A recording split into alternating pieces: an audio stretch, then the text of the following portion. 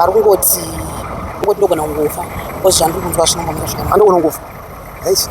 akonzeresa munhu anga achibva kumadhidzi anga achida kucross uye zvanga akadhakwa haana kutaswa kuti kubva mota here.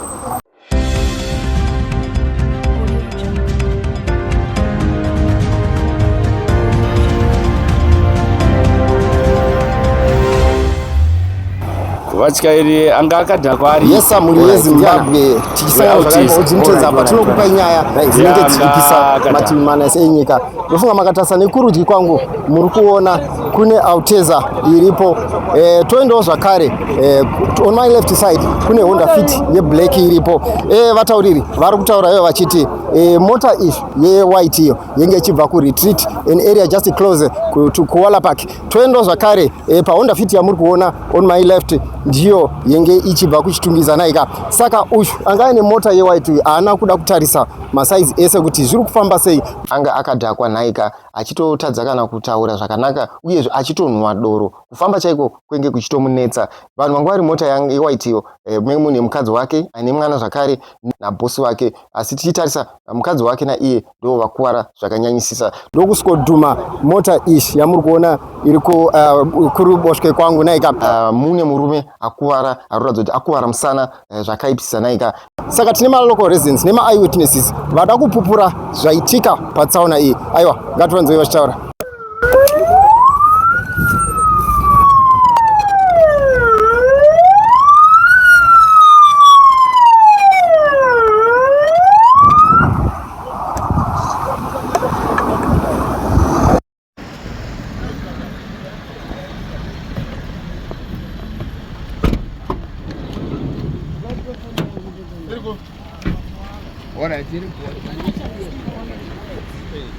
Indiangu. Indiangu.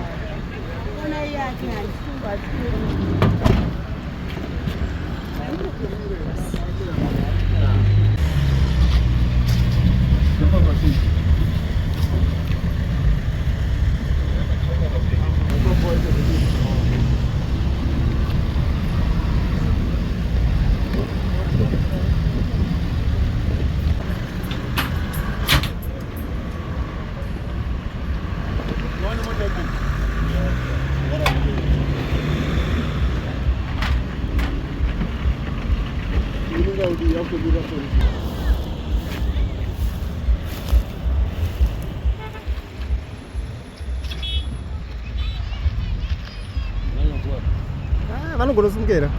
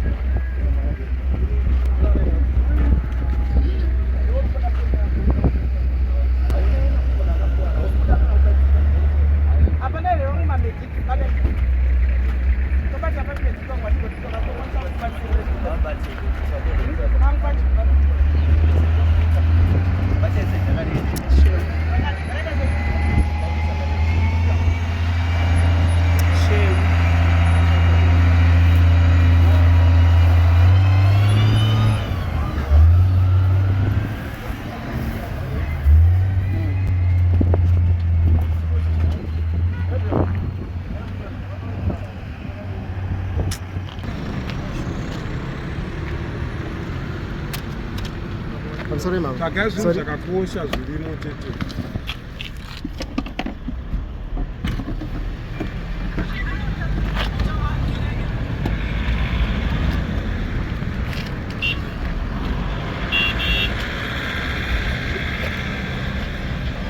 Chaitika pa accident pane kakusanzwisisana kasina kuitika murodhu. Chaitika ndechekuti mukoma wangu wefiti vanga vachibva kuchitungwiza and then uyu anga achibvawo kunonzi kumadhirihora uku.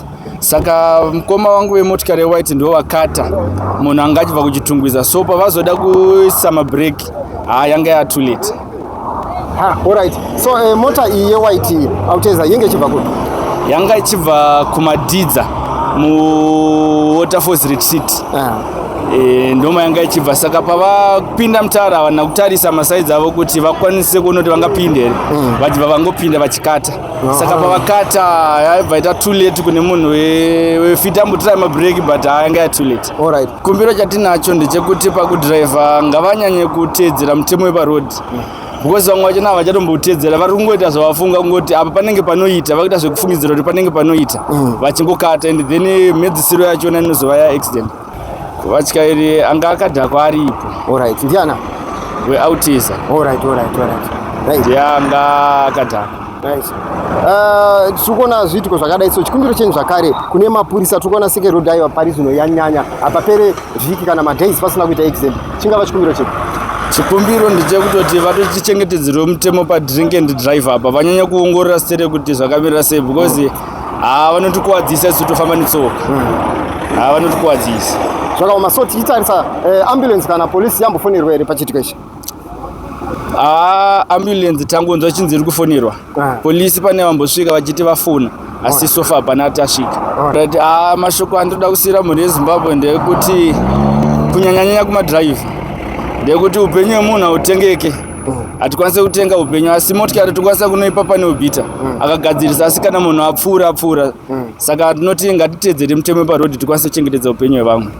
Pari zvino timire namama varwadziwa nechiitiko chaitika zvakare vari an eyewitness. Mama mungataura ringa vazita renyu nekurondedzera kuti chiitiko ichi zvafamba sei? Ndandiri mumota yewhite yauteza saka tachibva nekunonzi kumadhirihori kumiro. Saka munhu driver wangu anga achidhiraivha mota yandandiri ada kunotena panotenerwa nedzimwe mota kuenda chitungwiza. Saka panguva yaada kuenda kunotena pangu nemota yanga ichitouyawo, mota yacho yanga ichitomhanyawo zvotodaro. Saka handizozivi nadhiraivha wangu kuti haana kuona mota here kana kuti. Saka ndazongoona mota dzaroverana, asi kungoti hanguona ngopona kuti handina kusangana nekukuvara. Mota yeblack ndaiona kuya kwayo kwese, kusazoziva dhiraivha wangu kuti ndiye atadza kudhiraivha here kana kuti mota yeblack yanga ichitouya zvotodaro. Saka haana kana mbovoratidza kuda kutsika mabreak kana pavatyairi vairi vesa? Semunhu asingazive zvemota handizozivi. Mangotaurawo ngoti kune vatyairi mune zvakanaka vachiziva marules eparodhi nokuchengetedza upenyu hwevamwe vanhu vanenge vakatakura. Handizozive sehighway, but kana pane zvimwe zvinokwanisa kuitika muhighway mumwe waifanira kutongotitirawo zvekuti zvideredze njodzi dzemurodhi yasecurity.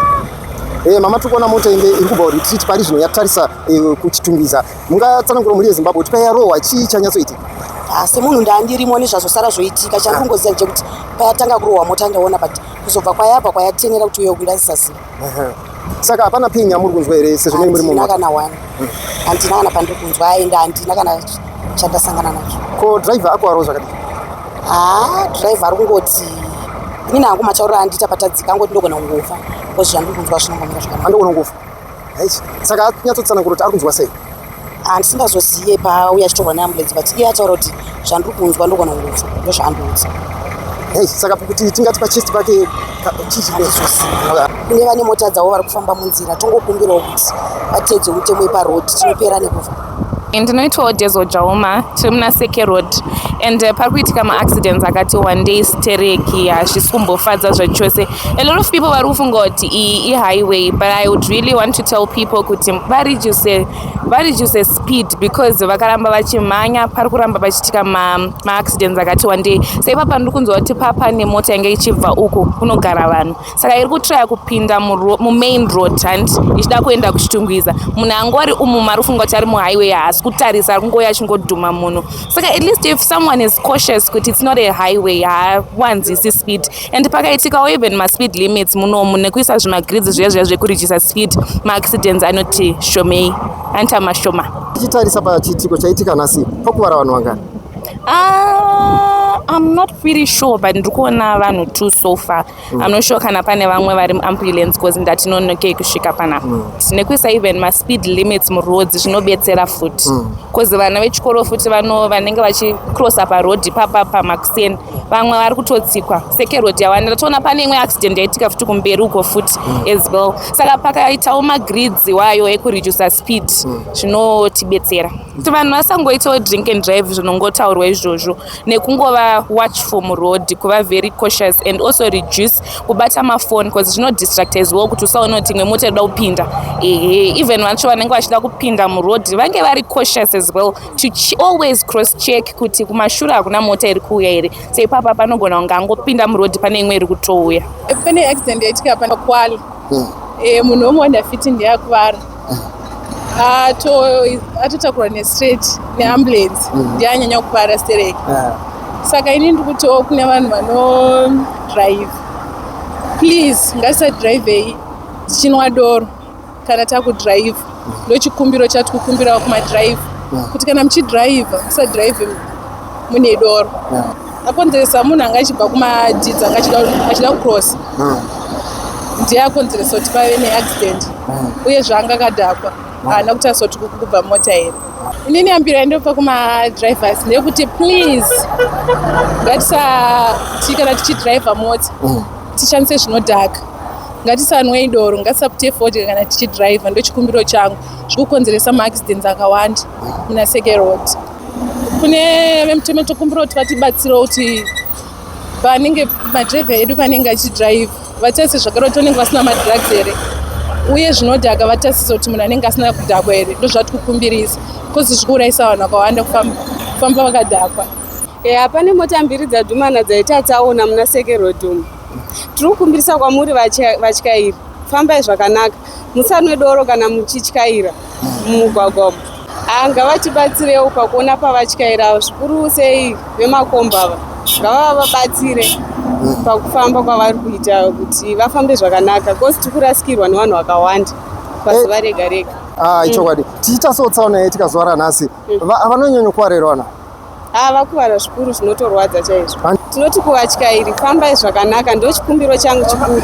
Musanwe doro kana muchityaira, nyatsopabatisisa ipapo, fambai zvakanaka mumugwagwa. Inini ndinonzi Spiwe Kuhlasi. Seke Road yanyanya zviitiko zvetsaona zvanyanya zvizhinji muna Seke Road. Tiri kukurudzirawo vatyairi kuti vasanyanya kumhanya kana vachifamba mumugwagwa. Tsaona dzanyanya zvakanyanyisa muna Seke Road. Saka taikumbira vamwe vatyairi vazhinji vari kuchaira chaizvo vakadhakwa. Saka tinovakurudzira kuti vasachaire vakadhakwa. Vanhu vanyanyoungana vachisiriswa zvizhinji netsaona yanga yaitika. Pamberi pacho pane imwe futi yaitika muna Seke Road. Vamwe vacho havana kodzero dzonge vachichaira asi vanongowanikwa vachichaira. Saka tinovakurudzira kuti vavaongororewo kazhinji mumugwagwa. Mama nemwoyo wekubereka muchinzwa kuti pakuvara vanhu vamwe vatotakurwa nemastretcher mafila sema. Zvinorwadza, zvinosiririsa zvizhinji. Tiri kungonyanya uchemawo kuti dai Mwari vatinzwira tsitsi muna Seke Road manyanya. Seke wanyanyisa, waparadza vanhu vazhinji. Ndochikumbiro chandaingoitawo kuti dai Seke Road Mwari vatibatsira. Ndabatikana singaizvo. Zvinhu zvinorwadza zvokuti nzira yamunoshandisa everyday igare ichiitika maaccidents. Saka tachitokumbira kuhurumende kuti dai vatiisirewo marobotsi vanhu vaipo panosangana mota dzichipfudzana zvakanyanya. Kuvara vanhu 3 or 4. Chandiri kukumbira kune mutemo dai vatomboitawo vachikurudzirawo vatyairi kuti vasanyanyomhanya kana vachifamba mumugwagwa because maaccidents aitika akawandisa muna Seke Road. Saka zvinhu zvinorwadza zvokuti zvatinenge tisingatarisiri kuti pange pachiitika zvinhu zvakaita semaaccidents akawandisa ari kuwanzaitika. Tikuona zvikuru pakamboitwa vemachechi vakambouya vakanamata vari murodhi iyo inei, but tiringoona zviri kuramba zvichiitika. Tingati chii chiri kuitika? Dai vatyairi vafambo nespeed dziri nane vachichengetedzawo, kozi kune kusiri kuchengetedza iwo asi kuri kuchengetedza upenyu hwavo futi nehwevamwe.